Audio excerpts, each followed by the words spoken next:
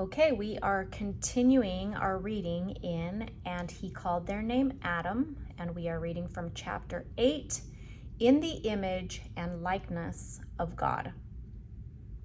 The pattern of creation also points to other mysteries that, for now, seem to satisfy some of my questions in part, and have become clearer to me, especially with my vast understanding of counterfeits pushed onto humanity from the kingdom of darkness, which ironically tend to point to and reveal the greater truth of which they intend to copy, mimic, and pervert. If God is referred to as male, and if Adam was created in his image with Eve inside of him as the first true and whole Son of God, then is not our Creator male and female in one? In his nature, being, image, and likeness? Isn't it truly that plain and simple? That is, in fact, what he says in the creation. That we were created in his image, which image is male and female. Adam having been created with Eve inside of him, the pattern of all men.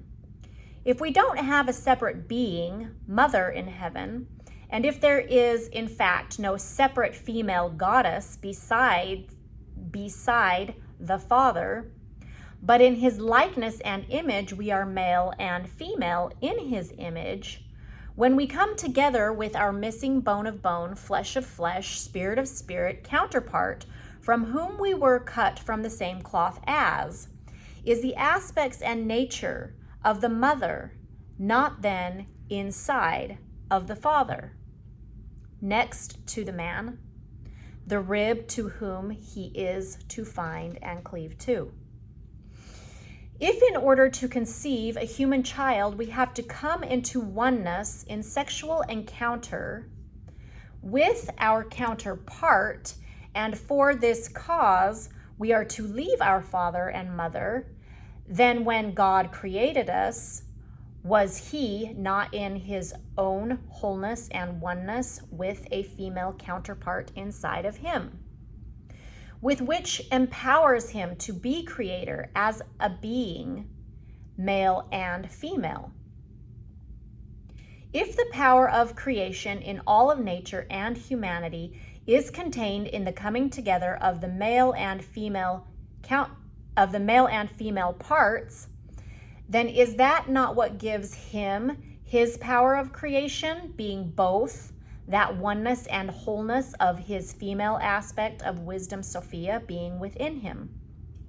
If the Baphomet idol of the kingdom of darkness entangles humanity and the occult into acceptance of transgenderism, being a huge push in the world right now, with a focus on the twisted deceit of the they-them binary androgynous human right now, does that also not point prophetically to the counterfeit male and female nature of God?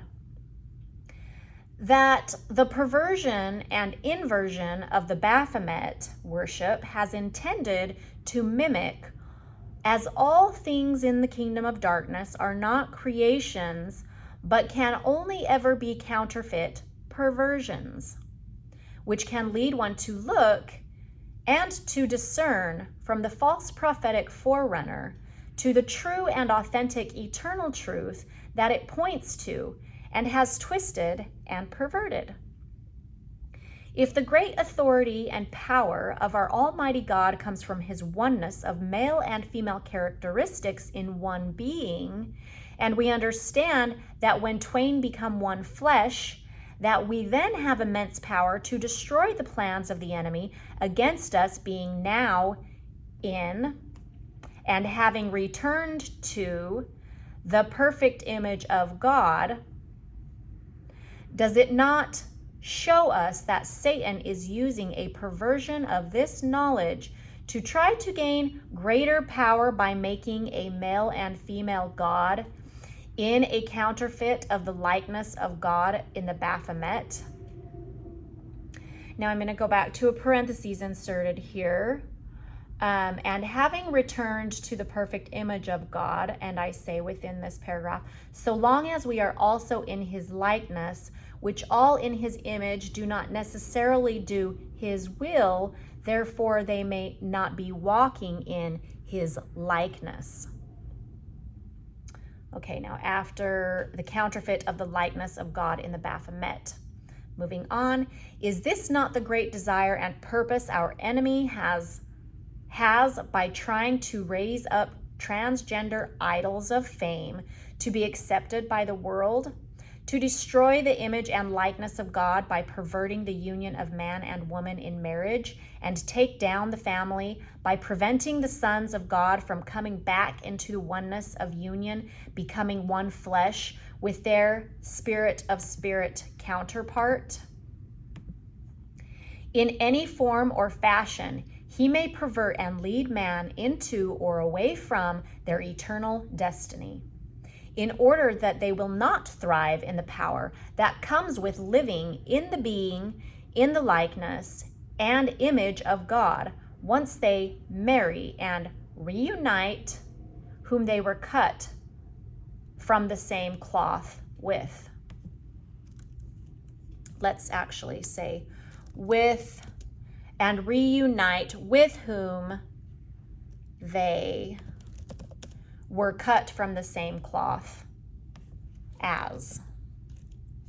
Some of these words, y'all, are really hard to explain these deep mysteries and put them into sentences.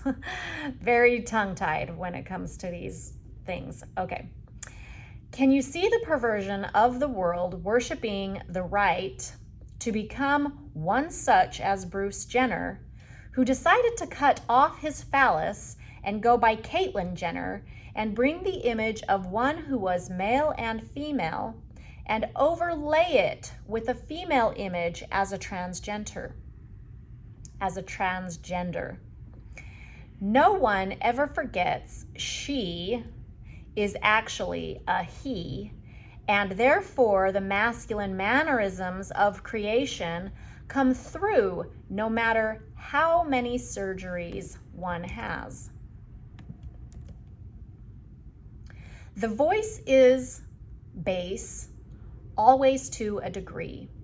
The shoulders broad, the hands and feet large, the forehead pronounced, the face and nose bone structures still masculine, which brings the image of a transsexual person into a counterfeit perversion of the image of God, trying to put his, God's, female and male combined in one image into one human fallen being by force, when God's true pattern on the earth was that the male and female are divided, her taken out of him, then reunited when they marry, and his lost rib is located, only to be fully reunited into the image of one being when God does so in the ordained time to unify the manifest sons of God.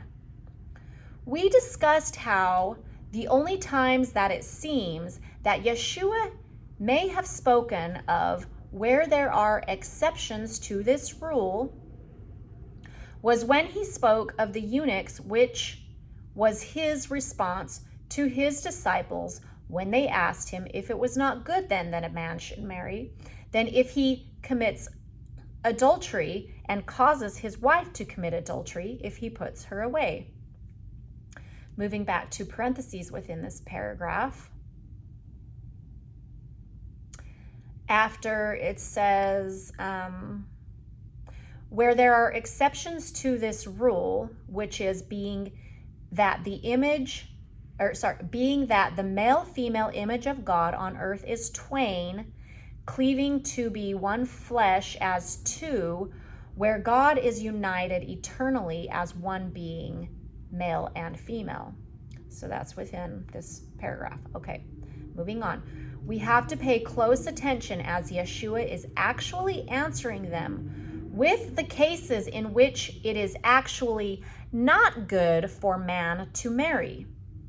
which is only in the rare case of being a eunuch for the kingdom or having been born that way of God. And he states that only one who is able or called to this will receive this saying about the case of eunuchs, being that rare exception to why a man should not marry, which is the rare exception to the rule of for this cause and cleaving to the wife, as it is not good that man should be alone, is the ordained standard pattern set in the garden. Now we have to open our mind to realize that Adam would have been considered a eunuch when Eve was still within him, when he, God, called their name Adam. It seems the only purpose outlined by Christ and in the garden for marriage is to find the missing rib to return to the perfect image of God and to pass and teach that pattern to the offspring, which is the same cause for never divorcing, that perfect image of God as male and female of one flesh not be divided, but eternal. Outlining the significant importance of one knowing by revelation the will of God to marry the missing rib alone and fornicate with no other foreign being to the soul before or after that union of one flesh with the ordained counterpart is realized, which points to the fact that after Jesus answers these questions about marrying and divorcing, he goes directly into the topic of eunuchs as the only exception to the rule of not marrying for the sake of service to the kingdom alone, which leaves plenty of room for one to locate the mystery that he reveals to those who can have the ears to receive it, that only those chosen, few of special circumstances, would not marry the divine counterpart, which points to this exception, revealing the state in which Adam was in as two beings in one, with their name, when their name was called Adam.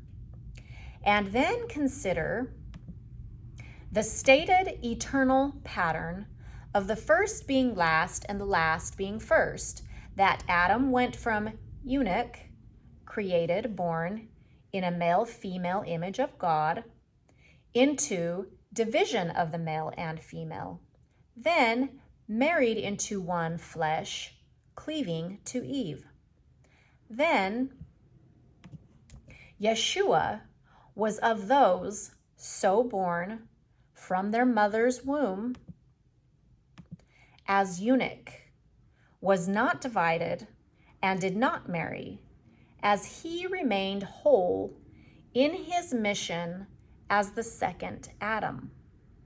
Then to become the cleaving bridegroom to the bride at the end of the ages when they marry at the marriage supper of the Lamb. Those born of the mother's womb, a eunuch, and sterile, are born with the counterpart inside, and the prophecy of this is the many versions of the intersex children of the world who are said to be neither male nor female, but show aspects of being male and female. People always say that God is neither male nor female, but this statement is incorrect. But this is an incorrect statement. The correct statement is that the Bible tells us that God is male and female in his image, as are some children on this earth, most of whom are not able to bear children. And those born naturally of their mother's womb this way, without scientific or hormonal intervention, do witness the image of God as two in one being, the male and the female. The world and the enemies, transgenderism, perverts this natural phenomena of birth when it comes from God. The eunuch, made of men, those are the counterfeits who are often taken captive and castrated, the perversion, or even more so now, conned into mutilating their own flesh to appear as both male and female, or the opposite of their born gender. Excuse me. Then Yeshua refers to the truth and non-counterfeit of those who have made themselves eunuchs for the kingdom of heaven's sake. And I believe this refers to those who have done the deep work of cleaving with their counterpart and eventually become one being, of one flesh and one spirit, again in eternity at some ordained point, being the manifest sons of God, the Adams who were once called Adam, before being cut from the same cloth and then return to that state again. I have to say, this yawn and the one that came before when I said, excuse me, whew, I am, this is one of the ways that I release dark energies, demonic presence, and that is an intercessory passing of many generations of lies that I'm feeling come out of my body for the first time on the earth, speaking this truth. I haven't heard this anywhere else, of this eternal truth that is finally being understood that God has revealed to me. I'm feeling the lies coming out of me right now with these yawns. Oh, excuse me, wow. I see a lot of a lot of generations of darkness and lies of the truth being hidden from us. So I believe that those who are referred to in the parable of a bride being purified and adorned for the bridegroom, and those who would need to be a manifest son of God. Excuse me. Let me read that again. I believe that those who are referred to in the parable of a bride being purified and adorned for the bridegroom are those who would need to be a manifest son of God, in the similitude of his likeness and image, being male and female. Now I'm going to pause here and just say, although I have talked about and done videos and spoken of the bride being one woman, I have stated also there is a parable. It's not completely wrong, but it's been perverted. So the bride who Yeshua is coming to claim is his bride, but the virgins are who he is coming to invite to the wedding feast, which it calls in the Bible, it says those are the 144,000 who are redeemed out of the earth. So there is a parable in Scripture of a bride being purified and adorned for her bridegroom. But there are levels within these parables. It doesn't mean that it's not literal, that Yeshua has his own bride and comes for her in the end times, and that is the wedding feast of which is being pointed to at the coming of the kingdom in the parables that he teaches. Okay.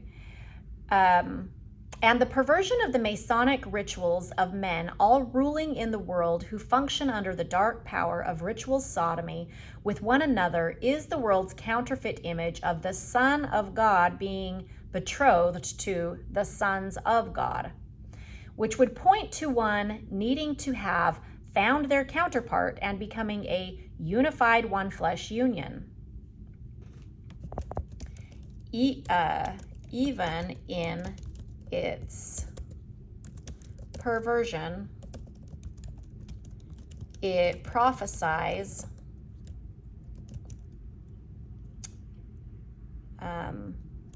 of the truth to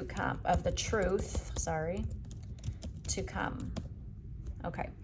How much more power can the kingdom of darkness of the temporal world have against the eternal kingdom of God if they can keep counterparts divided by making one believe they are gay, so they stop searching, or that they can be a they, them in their own right without the counterpart, all in one?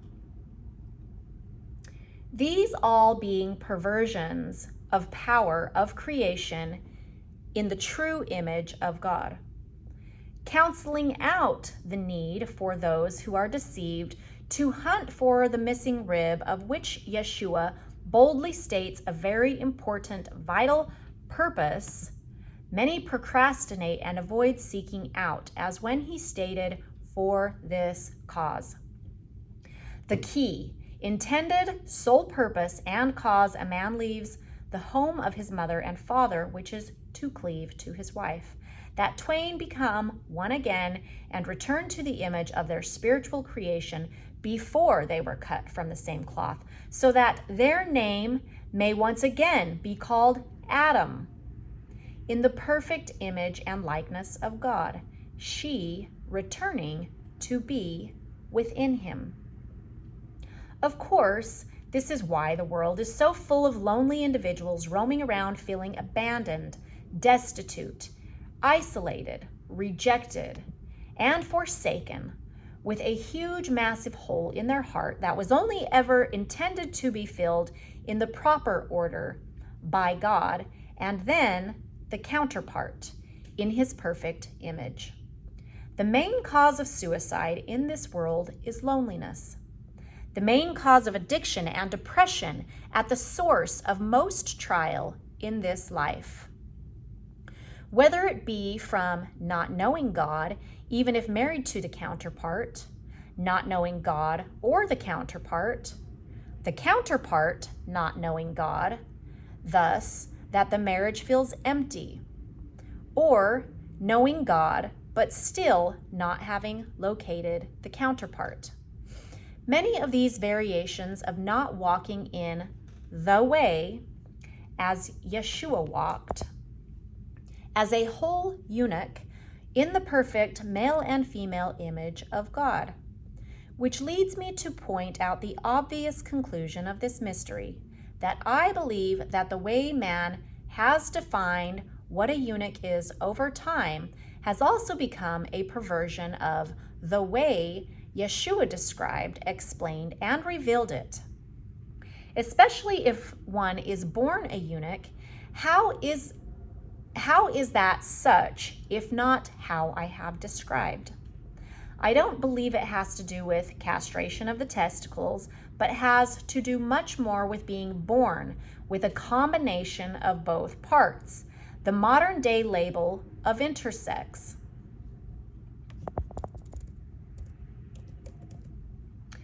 Or hermaphroditism, which almost always causes natural sterility, as one who has the female and the male within one being is not here to procreate, but is a physical testimony of the male-female image of God in one, the counterpart within, and has come to serve, but not to cleave to or seek companionship through marriage, as that is reserved for those being only male or female, not the combination of the two in one.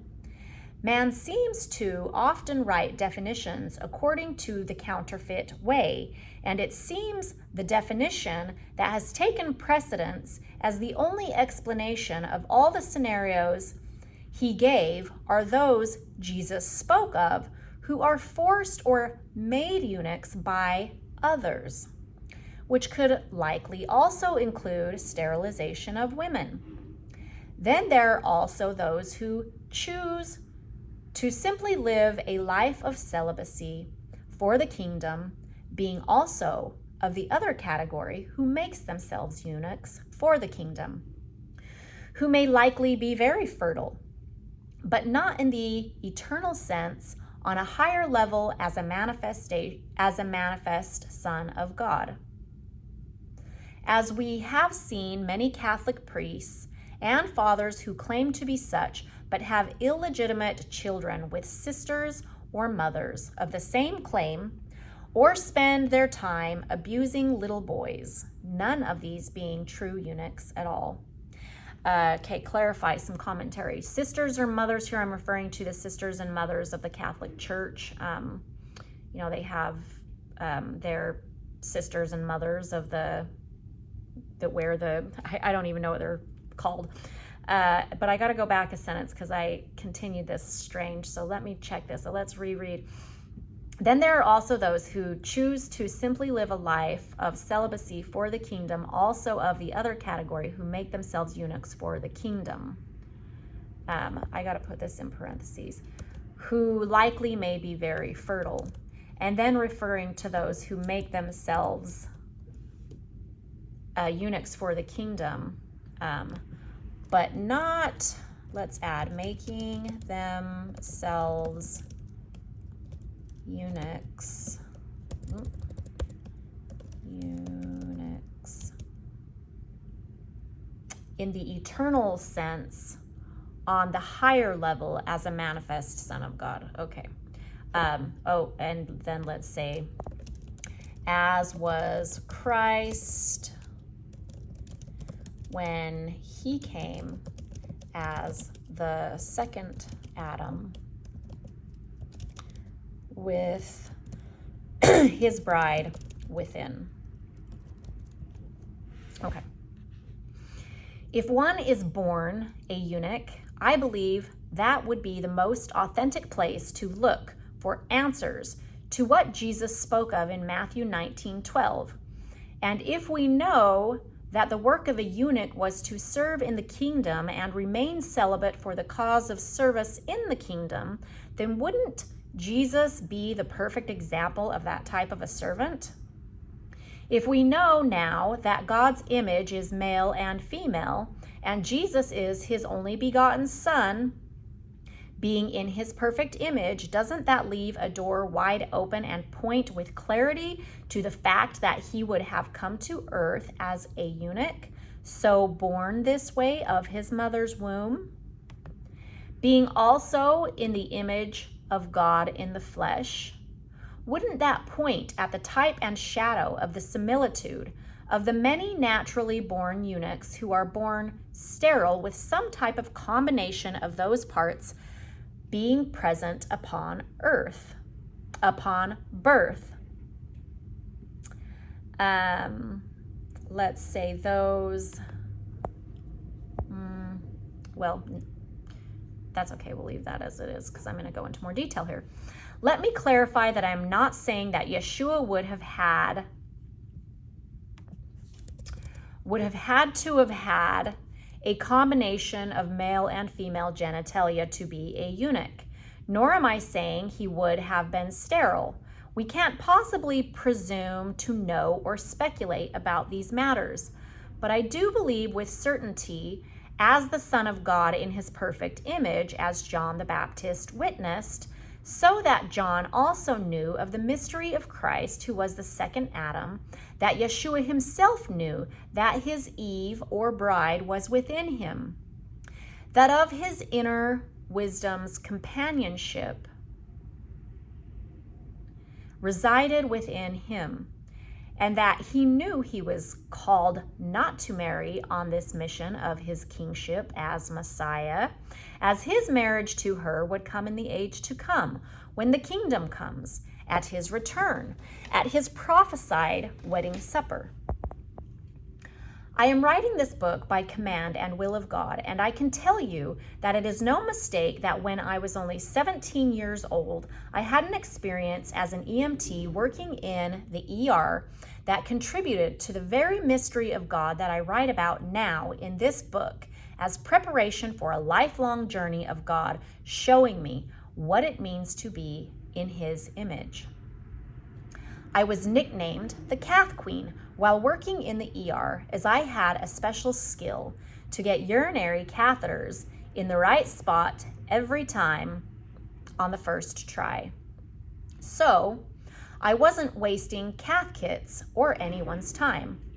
I was first called upon when a urinary catheter was needing to be placed, which are expensive and have to be replaced if inserted into a wrong hole, as they then become contaminated to introduce infection into the ureter.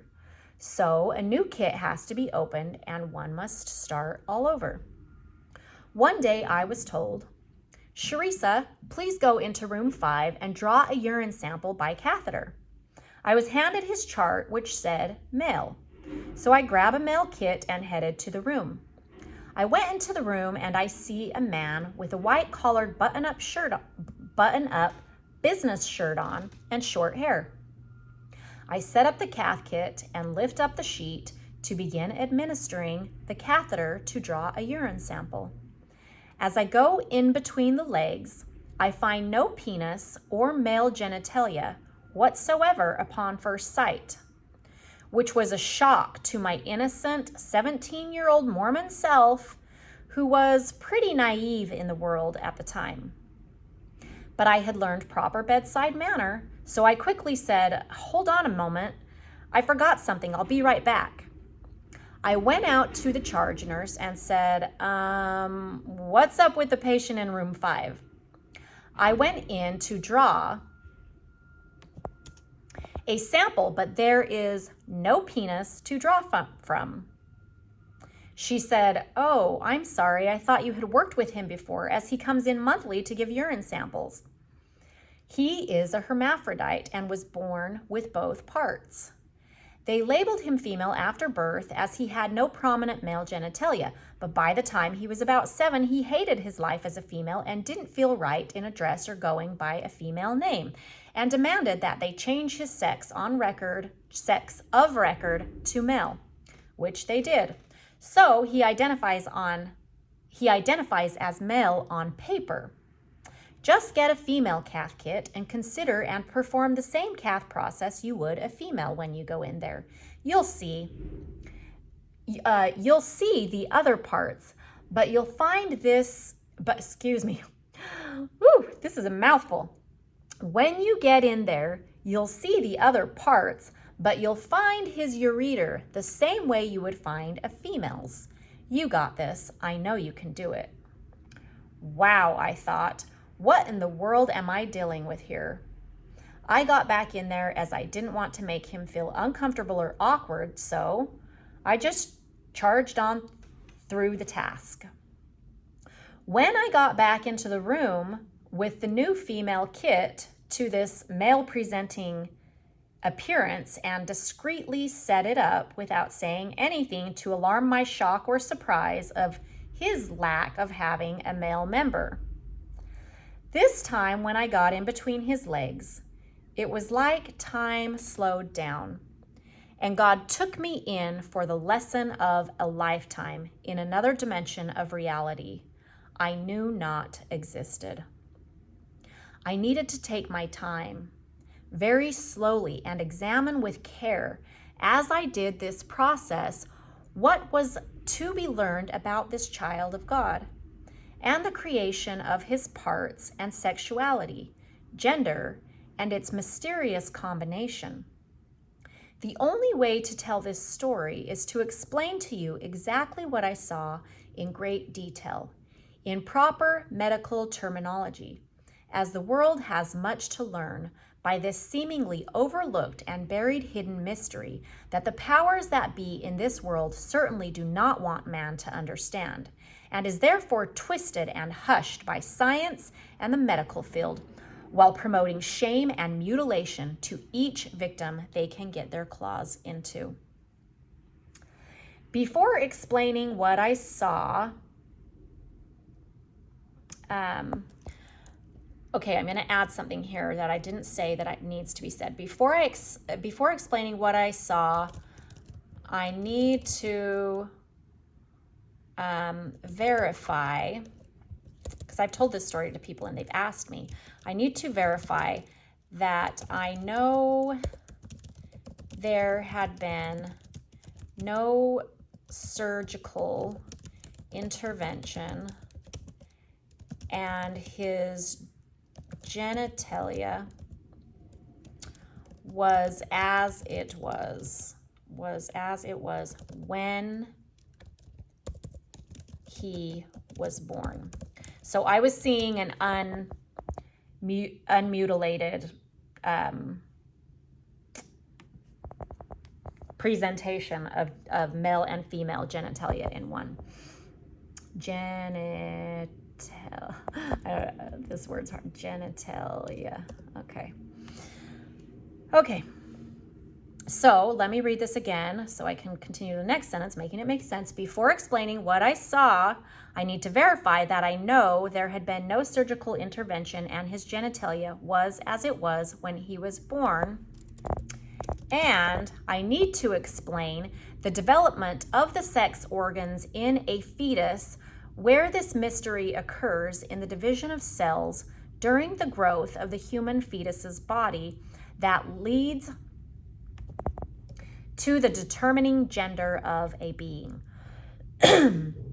At 6 weeks gestation, the fetus has a pair of bulges called the gonadal ridges. These cells have the potential to go downward and outward, to develop into testes, or to go upward and inward, to develop ovaries.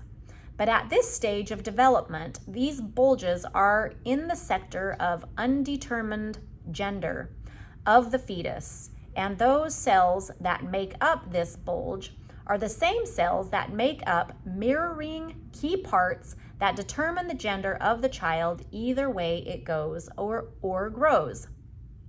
These which will produce either eggs in the female or sperm in the male. There are also 2 sets of ducts at this stage. One set which will either develop into the uterus and fallopian tubes, which are the female reproductive organs, or the other set having the potential to become the epididymis, vas deferens, and seminal vesicles, which are the male reproductive organs. All of the same tissues and cells that make up a man's penis that grows outwards, or a woman's vagina and labia minora and majora, which grows upwards and inwards, comes from the same cells and tissues in the fetus. One inverted and one forward in growth. Let me clarify this. One inverted in growth and structure. One inverted in growth and structure, and one forward in growth and structure. During this period of development, if one or the other alone does not produce a purely male or female in appearance, it is said by science and medicine that something goes wrong in the development, and thus, at birth, the appearance of a combination of male and female genitalia, having been corrupted in the development, is a distortion of differentiation, and therefore man and medicine must predict the sex and choose one or the other to fix, repair, and surgically, I gotta go back here, to predict the gender, let's say, not sex. The appearance of a combination of male and female genitalia having been corrupted in development is a distortion of differentiation, and therefore man and medicine must predict the gender and choose one or the other to fix and surgically repair the flawed creation. But I have come to the conclusion that nothing should be repaired or cut or changed, but that those born this way are also not a third sex, but are what Yeshua called the eunuchs, so born of their mother's womb. Thank you, Jesus. and should be honored and taught that they are born in the male and female image of God as a testimony that his image is male and female, and that they are called to serve in his kingdom, not to marry or choose one or the other, but to be honored in their oneness in his image.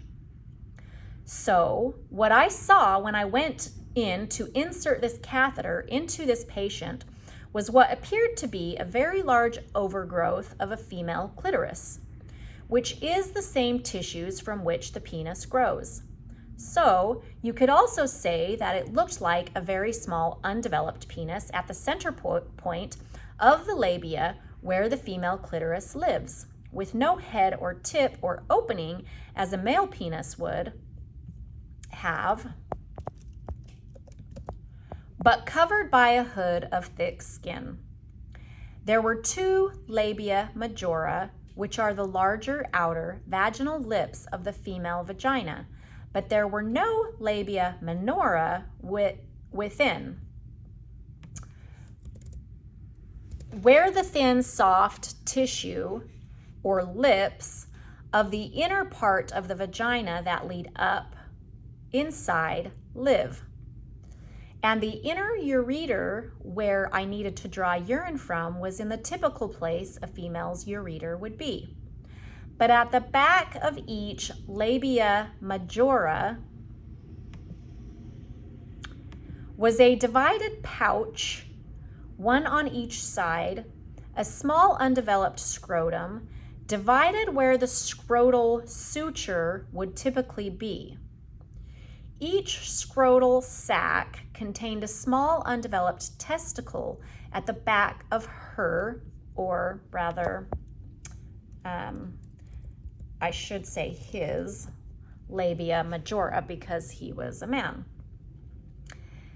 Therefore, before my very eyes, I beheld a phenomena at 17 years old that opened my mind up to a massive questioning door that never closed until, as I told God upon leaving that room, well, God, you are going to need to tell me what that was that I just witnessed with my own eyes, as I have been taught that there is only 2 genders and that being gay is wrong.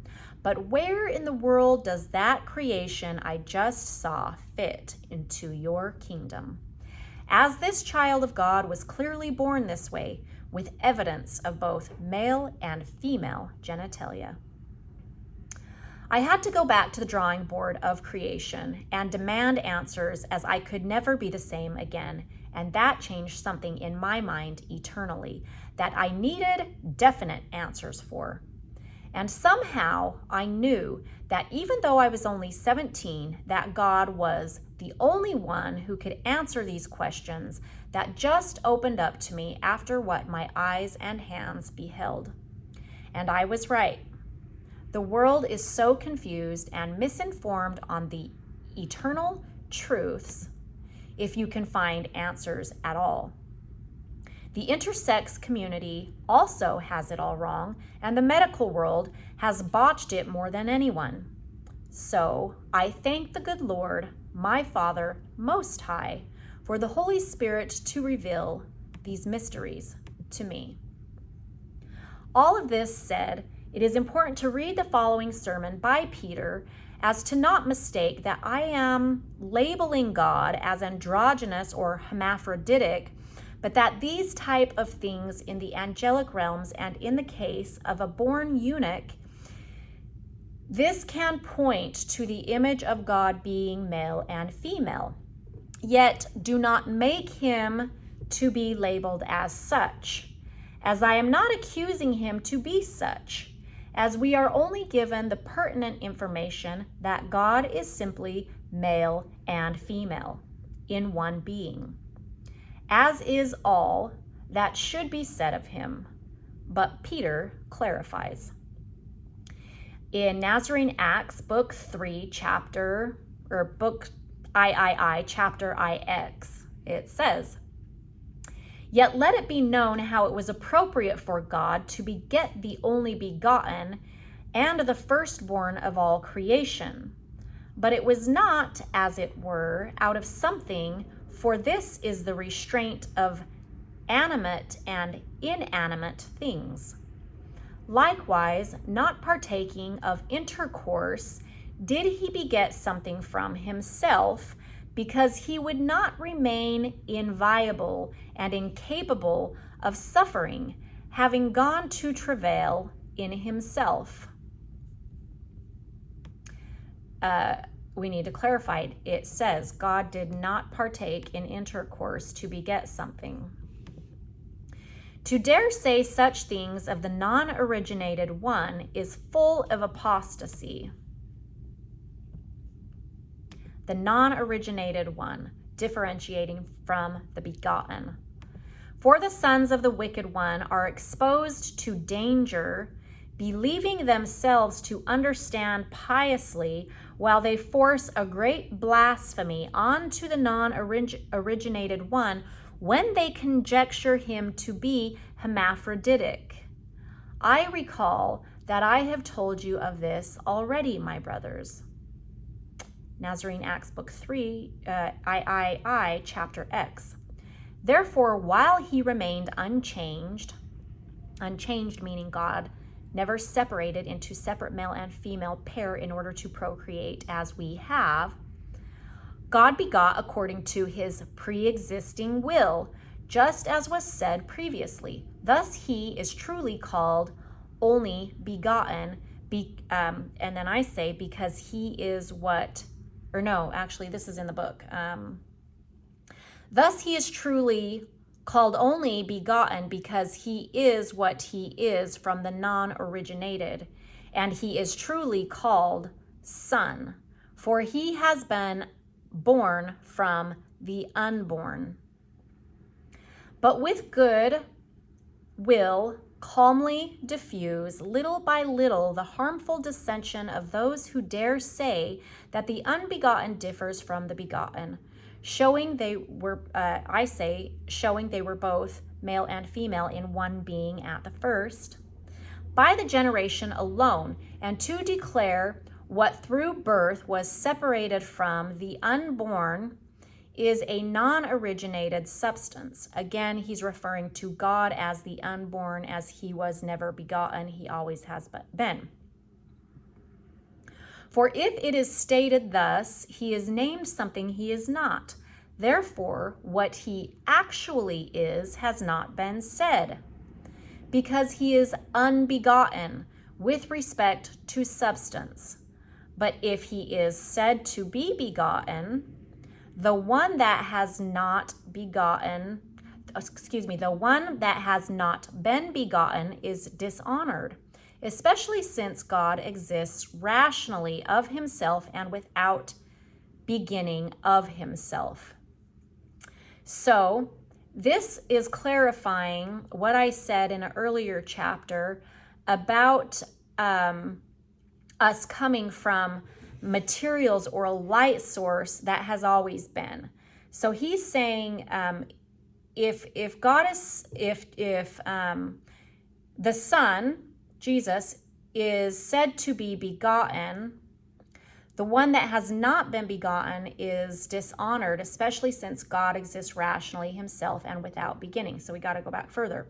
For if it is stated thus, he is named something he is not. Therefore, what he actually is has not been said, because he is unbegotten with respect to substance. So that's talking of the matter of spirit of which God creates with or is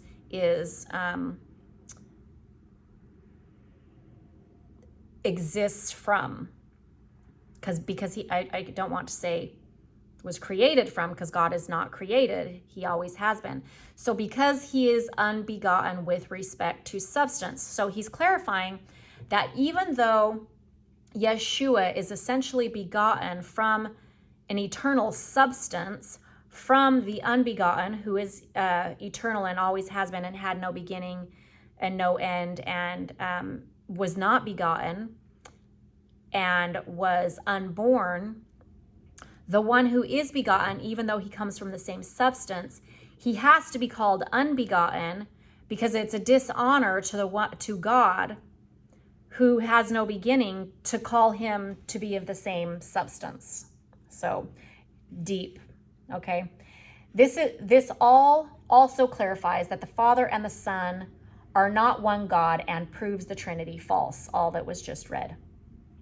How is it possible to say that he who is rational and non-originated should not wish to be allied rather than to descend into the disposition of duality, meaning not to be made a separate female and male, or even a father and son in one, is what Peter is essentially saying to here. It's not for him to descend into a lower position of duality as we are, as two, and differentiates him from the Son as well. And then he goes on to say, as if he considered birth more honorable than his unbegotten pre-existence. Such a deep mystery revealed in this word. For he is not a duality, nor does he command himself when he says, sit to my right until I make your enemies a footstool under your feet. Peter is saying right here, Jesus is not God. He also does not contend against himself in such a way that something of him might remain non-originated, while something else might be subjected to birth. Meaning he is not the Son who was begotten and born of the unbegotten, therefore God is one and Jesus is not God. All right, so we are going to end right there. That was a long first half of our chapter. We will continue on chapter 8 in the next video. Have a great day.